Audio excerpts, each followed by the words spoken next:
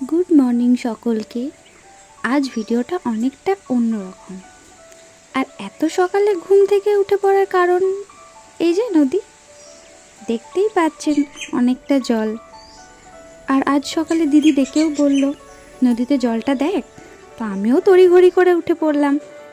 কেননা গত 2 দিন ধরে প্রচণ্ড বৃষ্টি হয়েছে, তো জল বেড়ে গেছে। আর আমার এই 2 দিন ধরে ঘুম থেকে উঠে প্রথম কাজই ছিল জানালার পাশে এসে দাঁড়ানো, দেখতাম নদীতে কতটা জল বাড়লো। আর হঠাৎ করেই নদীর জল বাড়া, আবার সেটা সামনে থেকে দেখার অভিজ্ঞতা আমার আগে ছিল না।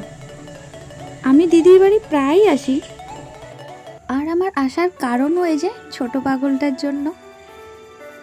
ঠিক রাম ভক্ত হনুমান যেমন, তেমনি মাসি ভক্ত বোনপোষ এরকম। তারপর চা খেতে খেতে বোনপোর সঙ্গে একটু খুনসুটি। এই যে খুব দুষ্টু বাচ্চা ও। চলুন এবার দেখাই গত 2 দিনের বৃষ্টিতে শুকনো নদীর অবস্থা।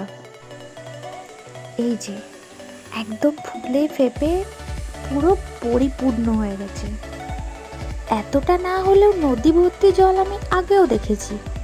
আর যেহেতু এই নদী বর্ষার জলে পুষ্ট, তাই আমি বেশিরভাগ সময় একে শুকনোই দেখেছি। আর এর ঠিক 2 ঘন্টা পরেই আমি আবার দোতলায় এসে দেখি নদীর জলটা নাকি আরও অনেকটা বেড়ে গেছে।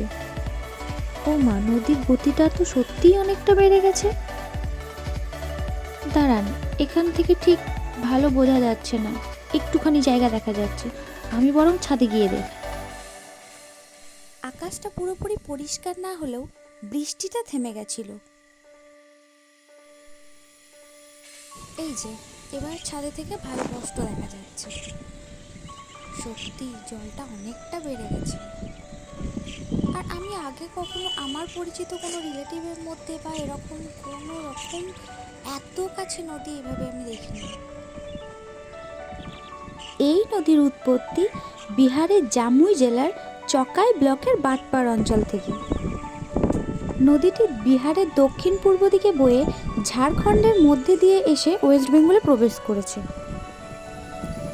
এই অজয় নদীর তীরেই 13 শতকের গীতগোবিন্দের লেখক কবি জয়দেবের জন্ম বীরভূম জেলার কেঁদুলি গ্রামে। আবার কবি কাজী নজরুল ইসলামের জন্মস্থানও এই নদীর তীরে বর্ধমান জেলার চুরুলিয়া গ্রামে। আর ওই যে দূরে ব্রিজটা দেখে, ওটা বহরমপুর বর্ধমানের হাই রোডটা। আর পিছনে নদীটাকে দেখতে সুন্দর লাগলেও এই বর্ষাকালে নদীর জলের আওয়াজটাতে কিন্তু সবসময় মনের মধ্যে একটা ভয়ের সৃষ্টি, যে এই বুঝি কী হয়। কারণ বর্ষাকালে নদী যে ভয়ঙ্কর রূপ নেয়। চলুন মনের মধ্যে এই ভয়টাকে নিয়ে ভিডিওটা আজকে শেষ করছি। দেখা হবে পরের কোনো একটা ব্লগে। ততক্ষণ আপনারা সবাই সুস্থ থাকুন। টাটা।